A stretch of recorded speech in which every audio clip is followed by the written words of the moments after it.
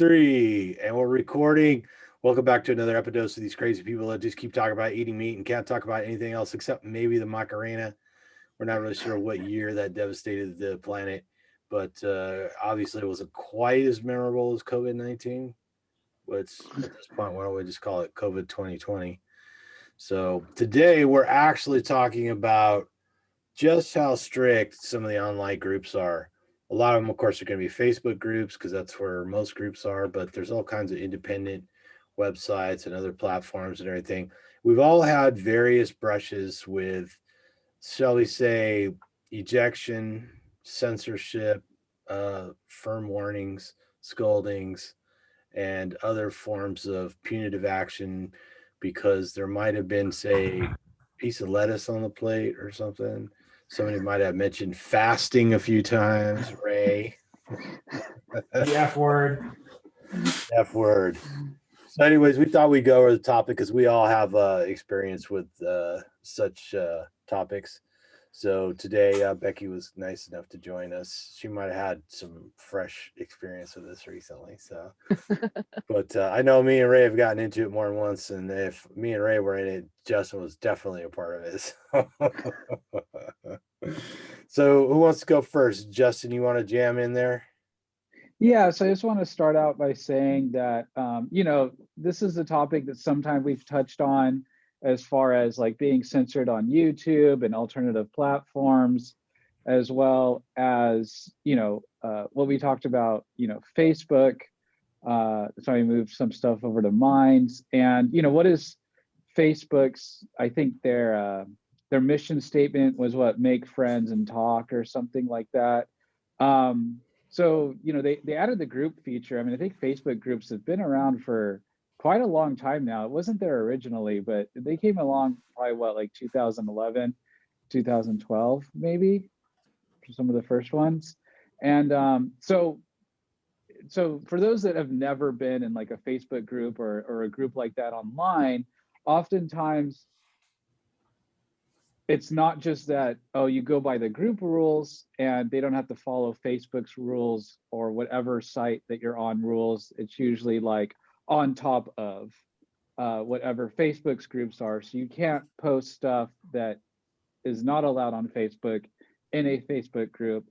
There are a couple of ways around that, like such as private groups or like an unlisted group and things of that nature, where you can post more content to a particular group. So before, when you would join a group, it was just kind of like, oh, here's the general guidelines. You didn't really have to read them. You'd just be like, okay, let me in, and then they would just let you in, and then whatever. But now with Facebook, they've added like questions, which I find really annoying. Like if I have to answer questions to get into a group, I usually won't. I'll be like, then no. I just not usually not worth my time. That's me again. But I've moderated a couple of groups on Facebook, something bigger, not anything carnivore related. But it's a hassle because where's the line? So I think that's the big question, is where's the line of what's acceptable? Because in a lot of groups, it's usually not clear. And most people that start a group, they've never run a company, they've never run like a committee, they've never really run anything. And so some people can get like a big head about being a moderator or something, or getting that little badge or whatever. And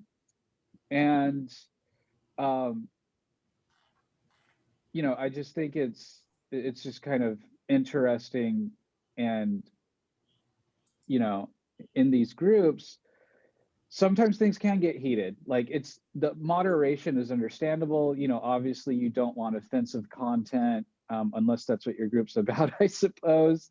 Or people getting into big arguments. So that's the main thing I think they try to stop, is people getting like, I'm going to come to your house and like actually hurt you in real life, because then that's very, very bad. Or something crazy like that, or sending an abusive message. That I understand stopping. But now going more specific in the carnivore community, it's kind of like, I feel like we're at a junction right now in the carnivore community. We're growing, and we're growing fast. People every day are becoming either more interested, learning more. The YouTube channels just keep growing. There keeps being more information added, and people keep adding to the conversation. More and more people are asking more and more questions about it. And let's also not forget that the beginning of the carnivore movement was a little small, forum. I don't even know on what the name of the website is, because it's before I ever got in this movement. I think Ray and Tom know. But was it zeroing in on health? Right. So Raymond, do you want to take it from there, and just so we can start there? Oh, I mean, I don't know the history of that zeroing in on health. That there was zero carbs. The zero carbs then is called prime. No. Do you remember what that one's called, Tom? Zero. Yeah, there's two websites: Zero Carb Zen and Zeroing in on Health are two different websites for sure. And the Carnivore Principa Carnivore. That's zero carbs Zen. That's the Facebook one for zero carbs Zen. Principa Carnivora. So yeah, and they predated Facebook, or they were existed as independent websites before they were on Facebook for sure. Because I think Facebook basically came around like 2009, and then as we know, I mean, people like Lisa and what's his name? God, the guy. And Charles. Yeah, so they were carnivores they're already carnivores 11 years ago, so 12 years ago. So I don't know when Charles Washington started. I forget, but he's a guy that started zeroing in on health. Mm-hmm. Yeah, and they're kind of strict because they found the easiest way to help people was just like, hey, we're not talking about fasting, cheat meals. There's no going off plan. You drift towards the cuts of meat that you feel that you really want to eat, that sort of natural sort of sense of what you need. And you just stay with it, and you trust the process, right?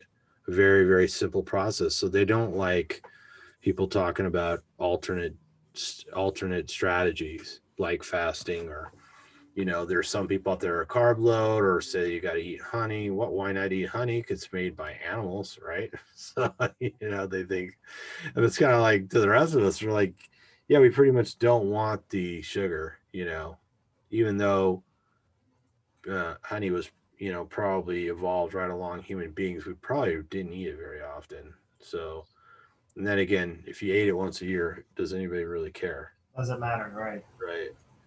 That, some people incorporate that. Some people feel like they can't get a good workout without a dose of carbohydrate to replenish their glycogen or something like that. So you hear people like that every once in a while, but groups like that they typically don't want they don't want to stray from their basic fundamental strategies. And so I try and respect it. I know I posted videos in there forgetting that fasting or something was mentioned in the video, and we got bounced, haven't we? More than once. I think Billy Hogan slapped our hand a couple times. Yeah. Yeah. And so that's kind of the thing I want to draw attention to is the carnivore community kind of starts out that way of having it being a bit strict, and when it's a small community, I think that kind of works out. But as carnivore grows, we're going to have these growing pains, I think, and if we want to be thinking about the future, there might come a day where, and it sounds silly, but there might come a day where carnivores have to protest in front of some government building because they're going to do a tax hike on meat, or, get rid of the meat, or something like really crazy, crazy to us. I mean, maybe not crazy to other people, but that would be crazy to us. And so we need a voice loud enough, big enough to gather to fight off such attacks that look like they're coming. Am I predicting the future? I don't know, but I mean, there's some stuff that could point in that direction. So that's my biggest fear, is that if we're too cut off, And if we're too strict, then we aren't able to organize if and when we're necessary to, because it doesn't matter if you're regenerative or grocery meat or CAFO or whatever, if the taxes on a pound are like an extra like $1.20 or something like that, that'd be hard on everybody, and that would be a very bad thing, right? Especially since we found that this is the most health nutrition giving way to eat. So that's my thinking with it. Is like, you don't want okay, to fragment the community, right? But it's like, okay, so you got to kind of respect, how strict certain people are with certain ideas. Like, let's just say fasting, because there are a lot of people in the carnivore community who do some sort of fasting, whether it's one meal a day or, every other day or long fast or whatever. But, at the end of the day, that doesn't necessarily have to fragment us. We want to feel part of the same community and just respect the rules of individual groups and say, and not let that, I mean, that's a silly thing to become a wedge between us, right? Just because we think they're wrong about whatever. Like, Yeah, I would like to put my 2 cents on that. So let's look at it this way. Instead of wedging ourselves, why don't we marry these ideas? Becky is not into fasting. She loves the fat idea. To me, in a way, she does fasting. But you know what? She incorporates that to some of her clients, the fat fast. And I'm like, that's a great marriage right there. So Becky, would you like to share? I mean, because, she totally thinks that fasting is bad for her personally. Not like she didn't try. Yeah. So yeah, and that's just it. Just because it doesn't work for me doesn't mean it doesn't work for someone else. And that's where, like we're talking, the wedge between everyone is carnivore isn't just beef, salt, water. That may work for some. Fasting, like Tom was saying, fasting and OMAD, and that may work for others, but there's a lot of people that can't fast. It's a stress factor for them, whatever reason. They can't do it, or maybe they, just don't want to. And they find more benefit, like myself, eating 2 or 3 meals a day. Now I have structured mine into my first meal being predominantly just fat. And that's where Ray's going with the, fat fasting, is the time lapse between my 2 protein meals is, usually about 16, maybe 16 hours or so. But I also have that fat fed meal and first thing in the morning within a couple hours of getting up. So, if I end up, and on that aspect of doing the higher fat, I've been, told in several groups that carnivore isn't a high fat way of eating, and that what I'm doing isn't carnivore. I'm only eating animal products.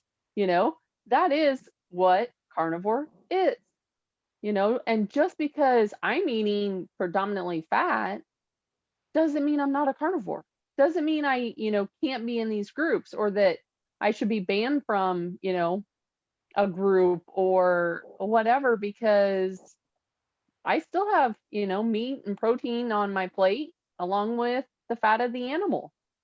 And that's the animal, or the fats that I use is animal fats. So it is, you kind of got to keep in mind which group you're in. And sometimes you'll post something and it's like, whoops, it gets deleted or, gets banned from that group. So, but as long as we're all focusing on health, that's what we should be, gathering around each other and leaning towards is health. being a person that has several Facebook groups of their own, I could tell you my philosophy is have as few rules as possible, because every rule you have to enforce. So, and that's a lot of work. Myself, I don't spend a lot of time managing stuff on Facebook. I don't want to. And the groups I have with the fewest rules, and a lot of times I don't have any rules, I just tell people to be polite and, whatever I say goes. That's my main rule, and in those groups, I rarely have problems. And, if anybody can imagine what it's like when you've got a group that's almost exclusively people on the spectrum, autistic people in the whole range. They get, a lot of those people are very sensitive. They're not very well socialized. They get triggered easy. So a lot of times what I just do is try to manage the those people's expectations individually when they run afoul of something. You know, something was really bothering them that somebody said or posted or whatever.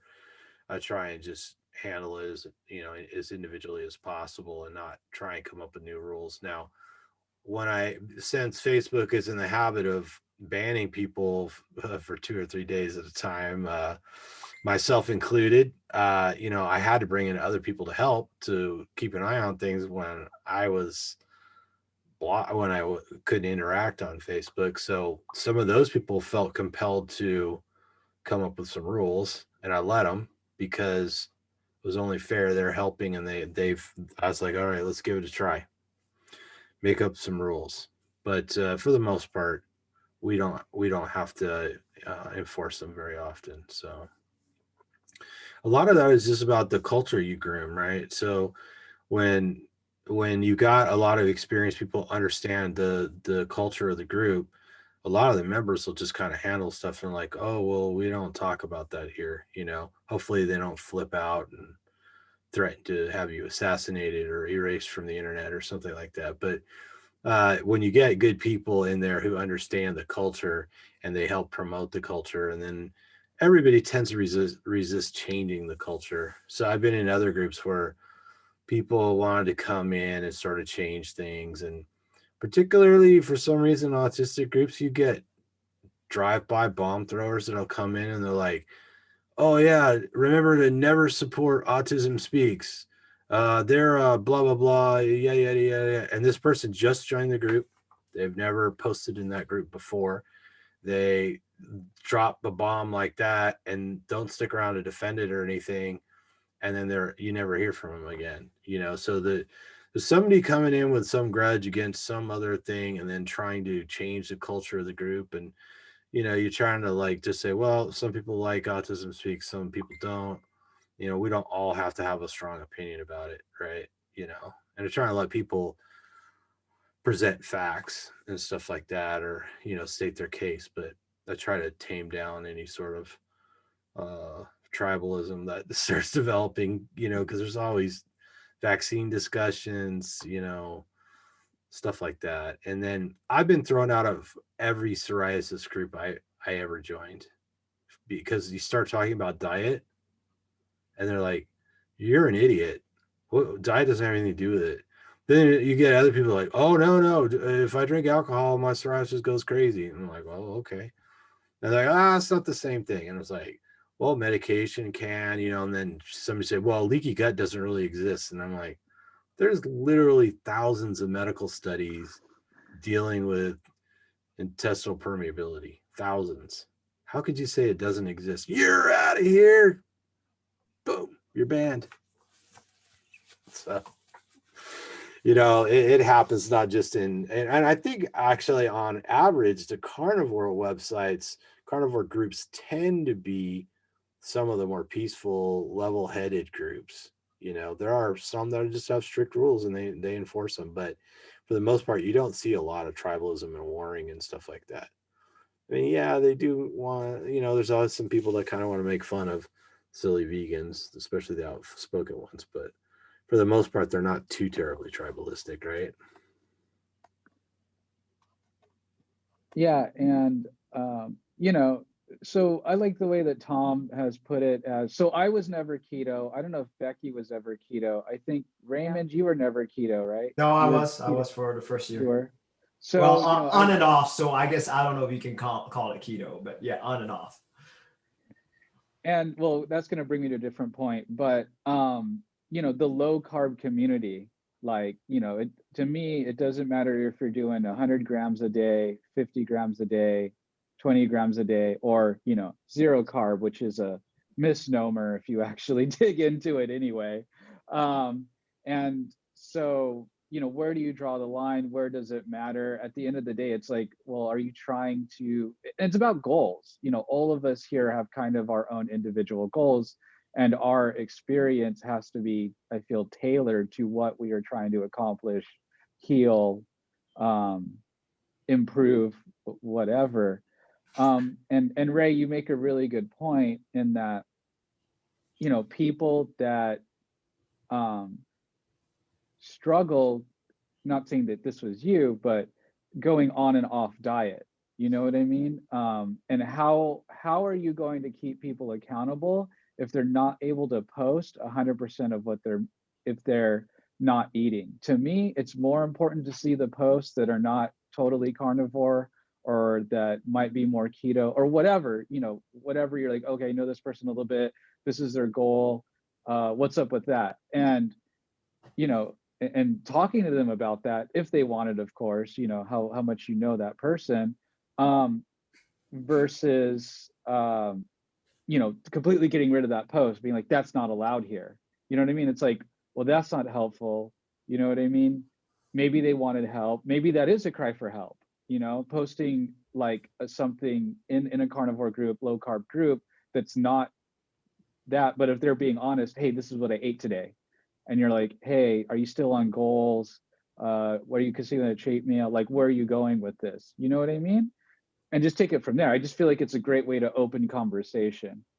And if I could take a little bit more time, the double standard of coffee, you know what I mean? Like, if you're gonna have a rule of like no plants, pure carb, you know, if you're gonna call Becky with her high fat, oh, that's not carnivore. But I mean, we know dozens, hundreds of carnivores that are doing the coffee daily, right? It's plant. It's more plant than Becky's high fat. So how come the coffee is allowed on the group, but the high fat you get, you know? I love how you said that, Justin. No doubt. Yeah, that's silly, right? Oh, And so it's like, yeah. if another thing too, if you're going to have these standards, then have the standards and apply them logically and equally. That's cool. But you can't, you know, play favorite shoes because you don't want to upset people. I'm not saying, I don't know their motivation behind doing that, you know, but like, if that's the way you're going to roll, then to my eyes, if I'm having a lettuce wrapped burger and I post that, because I'm just being honest with what I'm eating. That's the whole point. And I thought that was the point of these carnivore groups, is to be like, just show an example. How do people do this day to day, month to month, hour to hour, right? Because it's a conscious choice. And it's like, hey, if you're working a 12-hour day and you got to drive through some fast food place, people need to know how to do that and stay on diet, stay in health, right? And to me, a lettuce wrapped burger is way less harmful to the body than even the bulletproof coffee with butter, egg, and MCT oil. You know, in my mind, maybe I'm wrong. Maybe someone out there has some research that they can go throw in my face. But from what I have found and what I've researched, I would say the lettuce is way more benign compared to a cup of coffee. And yeah, there are people that react to lettuce, but those people aren't going to react to the lettuce on my screen. You know what I mean? I've never heard anyone like, oh, man. Like, I haven't heard a carnivore fall off carnivore because someone posted a lettuce wrapped burger. I just haven't seen that happen. Lettuce is not likely to trigger addictions, or, you know, and the people that react to lettuce are few and far between. I mean, it's about as innocuous as something can get, and it's really, for us, it's like, we don't really eat lettuce because we think we need lettuce. It's a convenience thing. When you're out and you order a burger, you get a lettuce wrap burger, right? Not saying you need it or that's necessarily good for you, but as far as we can tell, it doesn't do enough harm to even be detected. And I'll just point out, the whole coffee controversy comes in because a lot of us as coaches feel that, like, when we're trying to help somebody get started, coffee is like one of the last things we ask them to give up, right? Because we let them hold on to that crutch. And because a lot of people do pretty good even though they're drinking coffee, especially if they're just drinking plain coffee or a little coffee with cream or whatever. I mean, the more stuff you add to it, of course, the more complicated it gets, because it could be an appetite suppressant. It's a neurologic toxin. You know, you start adding a bunch of fat in there, you not only have a appetite suppressant, you start really satisfying any sort of hunger on top of suppressing the appetite. So they're not necessarily getting the nutrients they need, but at the same time, some people do it to lose weight, and it's worked. It's a strategy, it's a technique. And the same thing. I did a lot of experimenting with fasting in the beginning. Did some really long fasts, if anything, because I was just curious, like, what would happen. I started finding out people fast for, well, Angus Barbary, he fasted for like 400 and some days or something. Last, I don't know, I forgot now what it was, but over 100 pounds, right? 200. Yeah. Water and vitamins, tablets, right? Yeah. Yeah, amazing story. So us people with a lot of body fat, we could fast a long time and be fine. So I did it more out of curiosity. I know it's a powerful tool, but it's not something I implement regularly because it seems to interfere with strength training for me. So, if you want to use it as a strategy to, uh, show your abs off or something like that, cut body fat, whatever. Maybe you can leverage higher growth hormone levels triggered by it. Autophagy, has some seriously compelling uh, reasons to try to heal the body, right? Just to clean out the organelles and stuff like that are not functioning properly, right? Recycle all that stuff. So there's a lot to it, but it's complicated. You got to know why you're doing it. You got to have a reason to do it, and you got to do it strategically for that reason, right? Is the way I feel it, anyways. And I get it, like, where some places are like, yeah, we don't want people to start fasting from the get-go. We want them to get used to eating meat. We want them to get the other stuff out of their diet. So we're willing to let them drink some coffee and consider giving that up later. And we're willing to let them have a lettuce wrap burger because that doesn't cause you to veer off and go to Krispy Kreme and buy a dozen glazed donuts when that sign's on, the fresh donut signs on, right? So And On it, your oh, go ahead, Becky. coffee topic, that's just it. You can suppress and have it occasionally, just like with me, I'll end up and I'll do like a fatty coffee or an egg coffee. But yet I'm still getting the good quality animal nutrition in my other two meals throughout the day. And that's where a lot of people will end up and push it through and then not end up and eat.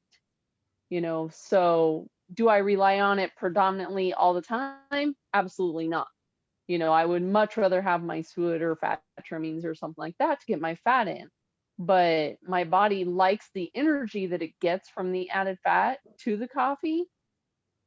So, if in a pinch and I have a busy morning, then I would much rather end up and be fueled on the fat than, be sluggish or not have the mental focus that I would typically have from the added fat.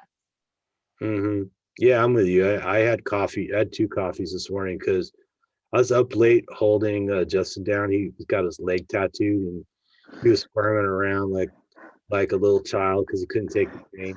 Well, that might not be totally true, but no, we were up late, and I just didn't get enough sleep. And yeah, I went to it as like a comfort thing. It's like, I got stuff I got to do today. I'm sleepy, and yeah, it's not good for me. I honestly don't believe coffee's good for us. I think the chemistry of coffee clearly blocks a lot of the nutrients from being absorbed. Sure, you can absorb some fat when you're drinking a fat coffee, but I think like the phytic acid obviously is gonna bind with a lot of minerals and stuff like that, so we're not gonna absorb them. And there's the oxalates and salicylates and all kinds of stuff in there, and caffeine's A lot in of anti-nutrients. yeah. So, but yeah, I drank coffee today. And I'm kind of curious, your guys' experience in keto groups. I don't know if you guys are ever in keto groups, but like macros, if they're like, really strict on trying to hit macros and stuff like that. You know, I still that have a Facebook group called the Ketogenic Fasting Project. Yes, I've been in keto groups for sure.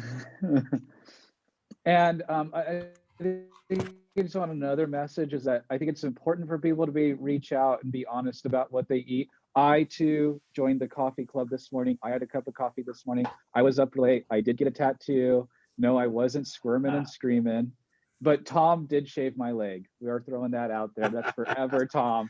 I did. I did. Okay. He's hairy. He's like, I swear to God, there was a chimpanzee in his bloodline somewhere. He's got long. By the way, this is not normal when carnivores meet. Okay, just want to say that.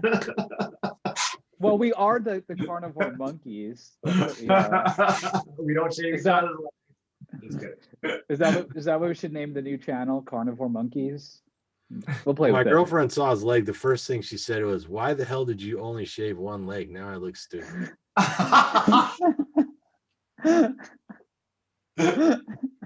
So there might be some more shaving going on. I don't know. Just so you know, if you go into a carnivore group talking about shaving your friend's legs or showing off your shaved leg, if you're a dude, yeah, you'll probably get a talking to or a ban or that will be taken down. That would probably. Just throwing that out there. Now I completely forgot what I was saying, but new people We were on coming the topic in, of macros. Oh Right. yeah, keto and Yeah. macros.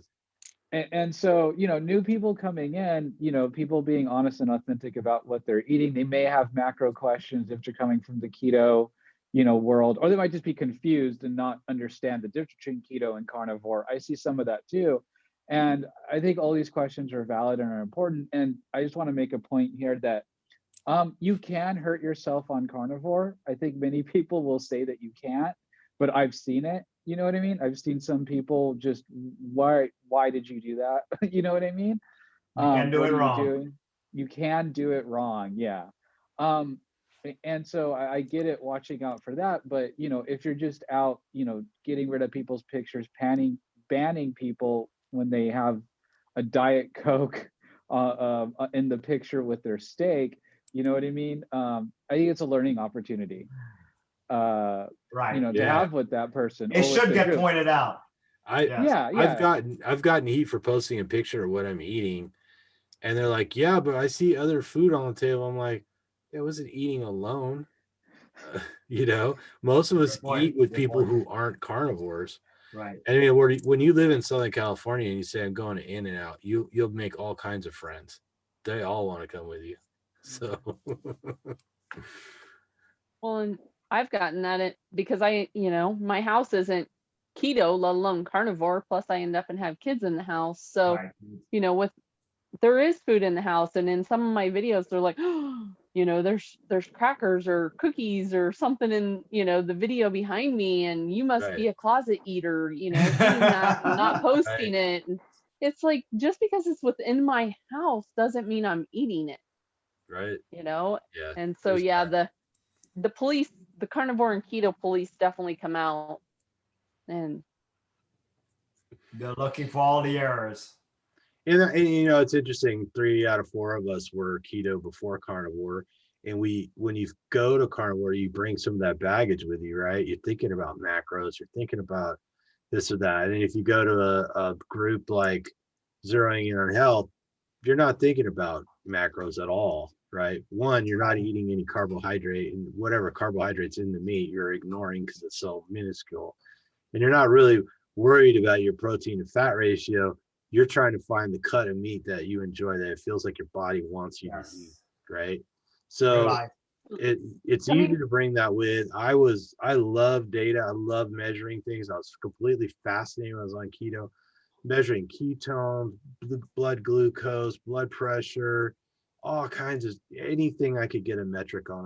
I was building these massive spreadsheets, and it blew my mind. And that was one of the fun things about fasting, was like seeing what happens, you know, to your body, and what the changes are. And you know, and then, you know, I like talking to Sean, and he's a great source for information, inspiration, and everything. And he was always like, yeah, that's that's I guess that's interesting. It's completely unnecessary. He's like, which one of these little pieces of information says you're healthy? You know, That's it. That's it. I love that. it's not. I love It's it when But he you says know, that.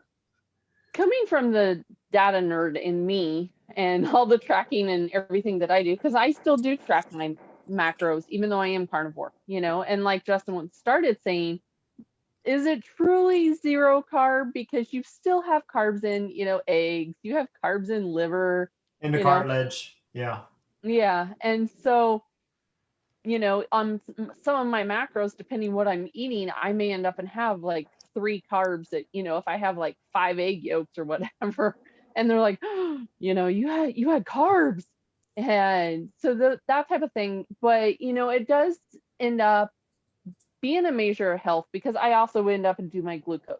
So, being able to bring that glucose down and track that or know what is causing it, variance in it, well, if or you let me ask, if you ate 5 eggs, could you detect elevated glucose? not when I end up and ate 5 eggs, but if I would eat like 1.5 pounds of ribeye or 2 pounds, whatever, Right. Yeah. then yeah, my glucose definitely shoots up and I feel different. Yeah. So with that, I can't. Good. With 5 eggs, no, I end up and I make my carnivore waffles using, 5 egg yolks. So What do you put in a And, carnivore waffle? just egg yolks and fat, and then some starch-free baking powder. So it's like Starch. 5 egg yolks and then 3 tablespoons. Yeah, because baking powder has cornstarch in it. Yeah, What? I didn't even know there was such a thing as. Well, I don't really use baking powder, but not that I wouldn't try it, but didn't even know such a thing existed. So Starch. yeah, if you really want to, get strict, end up and tell someone you're having baking powder, because that's where it first come out was they're like, oh, it's got cornstarch in it. So yeah, I have baking free or cornstarch free baking powder, but yeah, that's all Yeah. that's in my carnivore waffles. Huh. It's on my I, YouTube. I'm glad you brought up your carnivore waffles, Becky. Because first of all, if you're not following Becky Niles on Instagram, you have to, because she makes the best foods. Um, Your and variety. and someone looking at your page though might become confused because you have breads that are 100% carnivore, and you have the waffles and different little treats like that, and your ice cream and stuff like that, And have you ran into trouble with that, of people getting confused or not believing that it's fully carnivore? I'm just curious how that goes down, if it goes down that way. Yeah, it does. And I end up and I get several questions throughout the day, several DMs of, you're eating bread. Why are you, it's either why are you eating bread? Why are you trying to mimic it? Which I'm not. It's providing, the variety, I guess. People tend to, how do you just eat meat, not have something alongside of it? So that's kind of what inspired some of these recipes, but also the fact people want something easy on the go that they can take to work, and not Right. everyone has access to, they want something they can pack in a lunchbox and not have, a fridge or microwave or something like that, which we know there's a lot of meat sources that you can, pack in a cooler. But they wanted something like a sandwich or something, that they could not use that lettuce wrap because the police come out. And so then that's where kind of the bread and, Well, yeah, I also mean, kids that makes starting sense. carnivore waffles a lot easier. That's what we like the lettuce wrap burger for, because you could eat it with your hands, Mm-hmm. So I could see, like, if you could come up with some sort of carnivore wrapper that you can hold with your hands and put your meat in it. Why not, right? It's very convenient. And not everyone can afford $9 a bar for a carnivore bar plus shipping. Uh, Right. Although there's um, some great companies out there, but yeah, it is, some of them can get a little pricey. I thought it was right. $6 a bar, but still, that's a Either way. tiny little bar. Yeah, what was it Um, you put in those sticks you were eating last time we talked? Because I got one of those molds for the water bottle ice. Oh, my wood Walking through the tallow store. sticks. I was walking through the store and I was like, oh, that's the mold that Becky was talking about. So I grabbed one and I haven't done anything with it yet. It's just whipped tallow with a little bit, and there again, you'll get, the strict carnivore police coming out, because if you use, like extracts or flavor concentrate to flavor those, technically it's not. But yeah, it's just tallow that I whipped up and add flavoring to, and it's Oh, that's an right. easy You were way to whipping get some it. fat in. Hmm. That was the thing. Whipping tallow. Cooking Yeah. tallow. Yeah.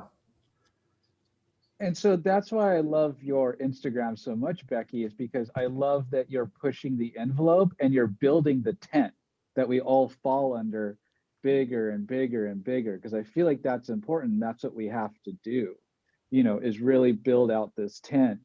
So we're a real force to be reckoned with, Um, and Kelly Hogan will talk about how when she started a blog, she would write for magazines and stuff like that and get hate mail and get so much hate mail and no one else to talk to about it that she stopped, that she kind of took a hiatus from being Right. really public.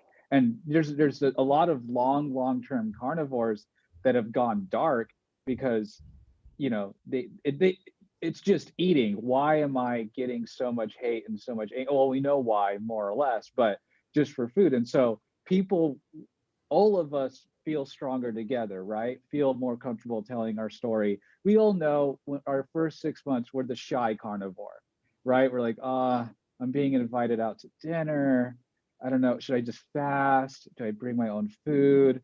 I know when I order just eggs, they're all going to look at me, you know what I mean? And they don't see me touching my fries or having a drink, whatever it is. We all were there in the beginning. At least I was, and I made the mistake, and I've talked about this before, was saying I was keto when I was never really keto. And of course, I went to some event and they made keto cookies, and I was kind of shot. And I was like, well, it's either blow my cover or eat the stupid cookie. And I ate the stupid cookie. And the more the tent, the more options there are for people, the more people can see how practical, and I want to say easy because it does get easy, but I understand at the beginning it's not easy. But the more comfortable, the more easy, if you're there and you bring a thing of carnival waffles or whatever out to lunch or wherever, to a dinner or something, I don't know.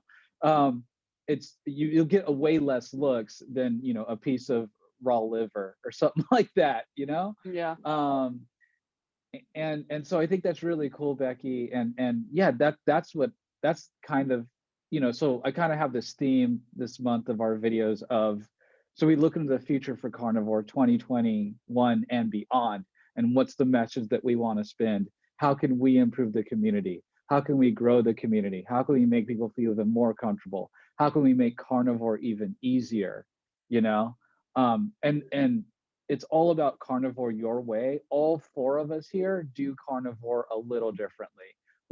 There's a lot of overlap, but there's some minute differences between each of us that makes a big difference in each one of our lives. And I feel that each of us as a carnivore has that special story to tell, because there's someone out there that's dying or struggling from something similar that we are, and could benefit a lot from our personal story. And I feel like that's why we join so many groups, though, because we want to reach those people. And we're not going to reach them if we're being open and authentic about our carnivore journey, what we're eating day to day, week to week. Hey, this is what I do. These are my results. And we don't promote anything. We're just like, this is how I do it. Because that's our number one question, right? Is how do you do it? And that's why we try to go to so many different groups. At least that's my reasoning. The occasional scope out the occasional babe, but that's a different video. But that's why I go to these groups. I really, none of us do this for the money. None of us do this for fame. We do it because we've gotten so many health benefits from it, and we just want to share it. And why not share it in as many different places as we can?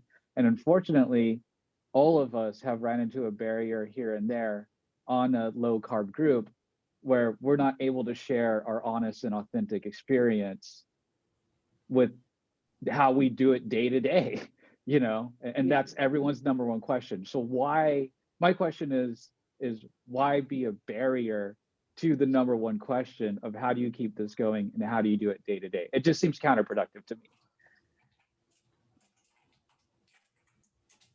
Yep. And that's just it. You go into those groups with good intentions and provide, a different outlook or a different perspective than someone. And not saying that that perspective is wrong, as long as you're not sitting down and eating a bunch of sugar-filled Twinkies or something, in those groups.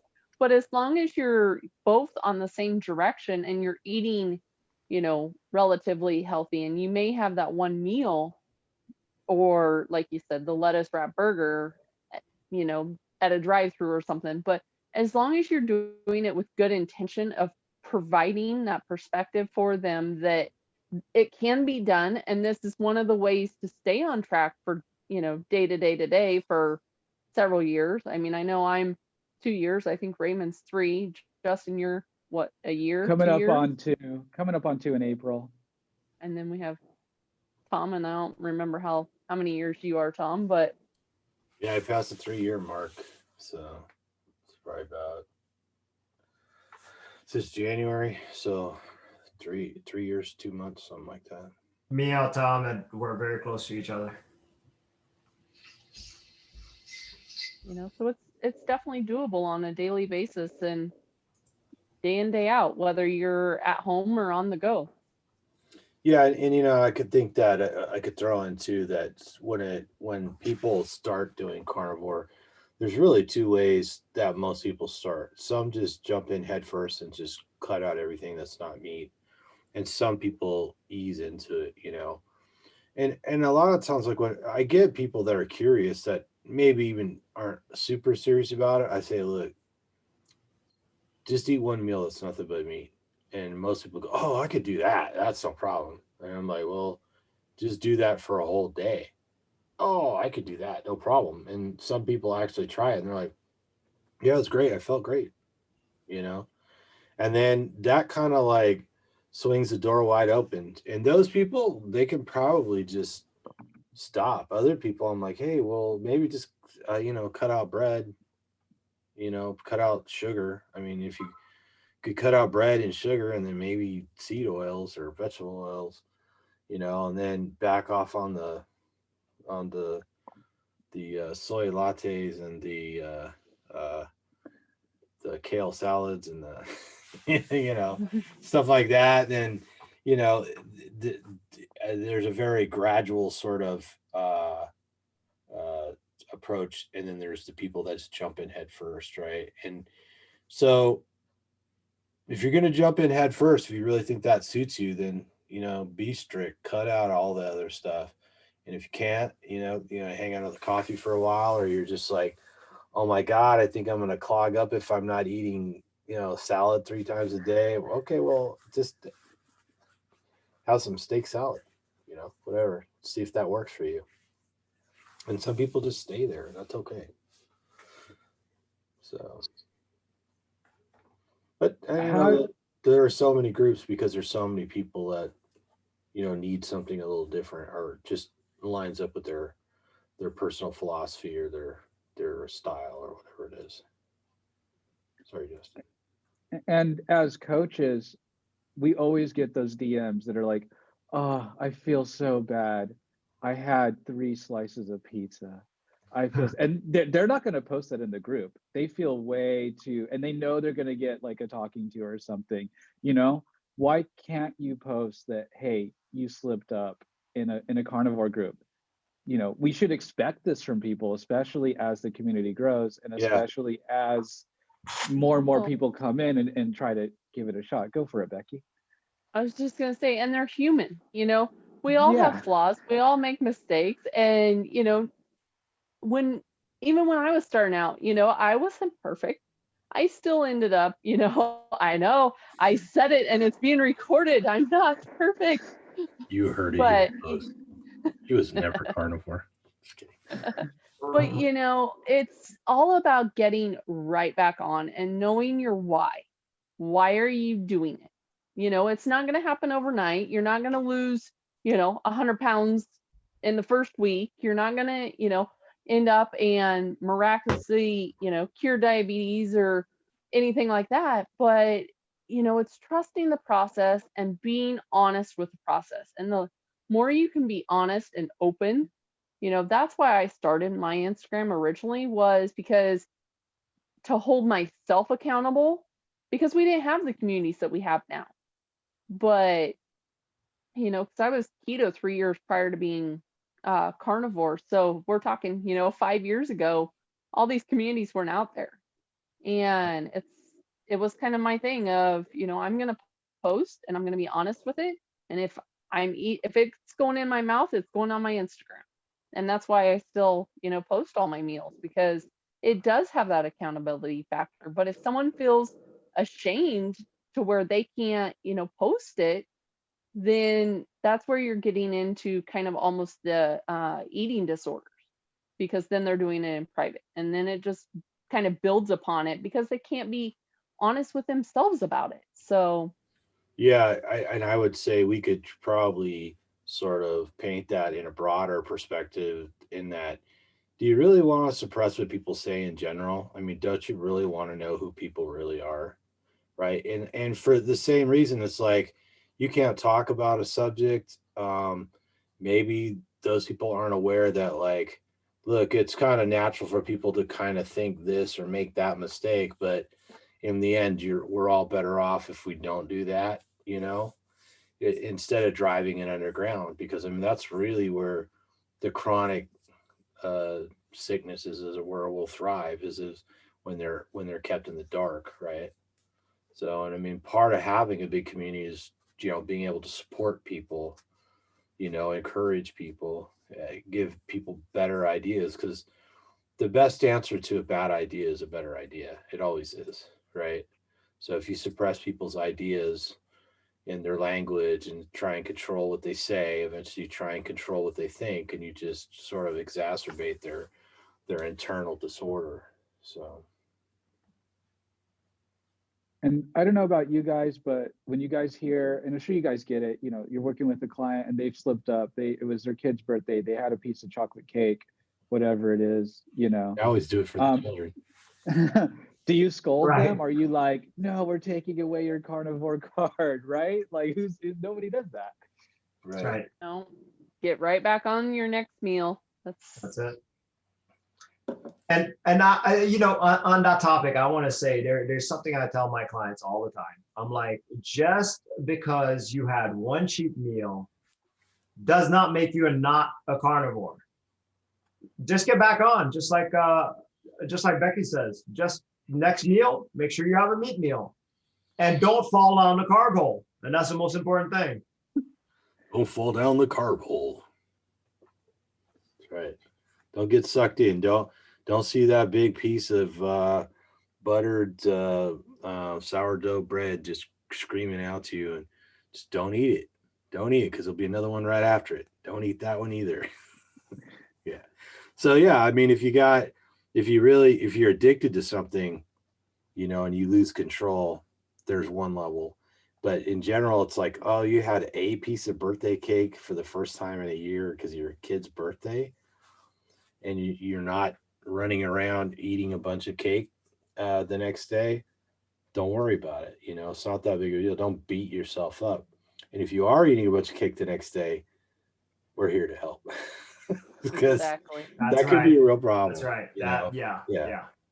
So, and that's what we're here for. Yes. but still, you don't need to be shamed, and we don't have to pull your card yet.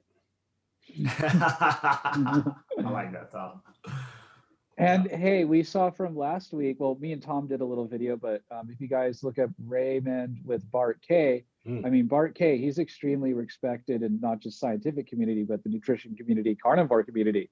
And him being so open and honest, I mean, if you want to see, someone that really knows top to bottom about carnivore, how good it is, it's true nutrition, et cetera, but was struggling with pizza and a few other things. It happens. We're on this screen. All of us get wrapped up in these podcasts, these videos, these YouTube videos, and a lot of people fall in, admire them, and want to be like them. you know? And I can't say, none of us here can say, unless we know, you know, very, very closely, who's honest and who's not honest. And I'm not going to make that call, and I'm not going to, you know, this or that. But very few of them, a lot of cheese. very few of them, or none of them, I would say, I don't think have been as open and authentic as Bart was with that video with you. And I look forward to the next one. Just throwing in a little plug there. Yeah, good job, by the way, Ray, taking on you. Bart like that. When you said what you were gonna do, I was like, that makes so much sense, because Bart's been talking about going off the rails for how long now, and it's like, God damn, why didn't somebody step up and you know, offer to help him before? I mean, he's basically been asked for help for a while, and Yeah. who couldn't be there at some point or another, especially with the crazy 2020 COVID-19 year, all the people losing their jobs and moving, and people getting sick, and people being afraid, and the political climate, and on and on and on. The constant whipping in social media of all kinds of topics. You know, I mean, people could change their habits for the worse, or never really get started under all that stress so easily. Tom makes a really good point. You know, all the times we've talked to Bart, really that's his way of crying for help. Him telling us about how he has, you know, these cravings for this or that, or drinking beer. That was his way of crying for help. Mm. And I agree. I almost feel like I should have done it sooner. And Yeah, challenge him. well, I feel bad. It didn't come to mind to me too. I've been talking to Bart for quite a while now, you Yeah. know, and not too infrequently as well. And it never dawned on me to say, hey, dude, you need some help. You know, I mean, And I'm not saying I was necessarily the best person to help him, but I certainly would have found somebody who was. doesn't matter. Yeah. Yeah. And if that ever happens to me, please come to my help right away. Yeah, Okay. I'm talking about, I don't care if it's just, you know, me talking about pizza alone, you should be really on top of me. We might find Becky in a pile of empty animal cracker boxes one day. That's how those kids running around. It could happen, you know. Yeah. Just a little trail of temptation everywhere, I'm sure, with those kids around, especially when they're acting up. It And- gets easier, and that's the nice thing with the It high does. fat side. It does keep you satiated, you know, Yeah. so it isn't that temptation there. But I also know if I tried to implement fasting, that it could very well be, Could go there. Mhm. you know, Yeah, and then so For environmental me, if plays it- for me, if I didn't implement fasting, I could go there. yeah, Because no, my it's just a addict mind- community. You know, people get triggered easy. A lot of kids are, you know, they're generally seeking out carbohydrates because the idea is that there's probably a energy crisis in the brain, and these kids are just dying to get fast energy, Fat. right? Mhm. So they'll literally, I know a friend's kid will steal the coffee from his teacher right off her desk and gulp it down because it's got sugar and cream and stuff in it, right? Mhm. And you know, so you know, some of that's a result of high levels of anxiety, and some of that's the result of all the medication that people are on. It's really could be really tough for people to stick to a diet, or especially when they're not able to really control their own diet very well. So there's all kinds of reasons why people can get triggered. You know, relationship stresses, financial stresses, uh, being stuck indoors all the time. You know, so. And a lot of us live with, you know, we're the only carnivores in our household. So there's always temptations laying around. a brother that cooks chocolate chip cookies on Christmas Eve. Oh, that's what my brother did, and I was like, "Oh man, that I'm going to bed. I'm just going to bed. Not walking to the kitchen. I'm going to bed. I Don't want was to be tempted." I was fasting one time, and I was going to bed, and my girlfriend walked in with a giant box of Cheez-Its. I mean, the big, like, Costco size crate, you know, like crate of Cheez-Its, you know. And that used to be my favorite cracker. I used to put them on my salads. I used to like do like spinach salad, and I break Cheez-Its on it, you know, that because it's so cheesy. And she just like, she didn't think twice about it. I was like, you know, I'm fasting and you're just like getting in bed and you're eating crackers. That's some dangerous activity right Oh there. God. Back to our original topic, you know, had we shut Bart out, not saying that we would, you know, but had we, you know, we kept listening. It took us a while. Maybe we didn't catch the hint right away and stuff like that. Yeah. But if people have the platform to be open and honest like that, eventually someone's going to be like, hey, you want some help? Where you at? How you doing? You know, and that's why I think it's so important not to ban, not to block, you know, because like I said, it's about that openness and that learning opportunity. And that maybe that is a cry for help. Maybe someone posting that picture of that slice of pizza or those buns or that, you know, whatever, that the piece of bread, cake, cookie, whatever, maybe that is a cry for help, you know, and they're not going to get help if that's blocked and cut away from people that could actually help them. Yeah, absolutely. Totally. Sorry about that. Got interrupted, but back. So anyway, so we wrap this up, kids. I think it's been a good chat. It's good seeing you, Becky. Absolutely. Thanks for having me, guys. Yeah, hopefully we get you on fun. more regularly. So. And no groups were hurt, named, or insulted throughout the making of this video. We're not talking about any groups specifically, and the opinions in this episode may or may not be shared by all members on this screen here. Yeah, just send your hate mail to Justin if you got it. He'll take care of it. So I want to thank everybody for watching. Make sure and leave us some comments down below. And give us a thumbs up. Make sure you stay subscribed. Hit the notification bell. And eat some meat. Feel better. And whatever you do, don't fall down the carb hole. Yeah, we murdered that successfully.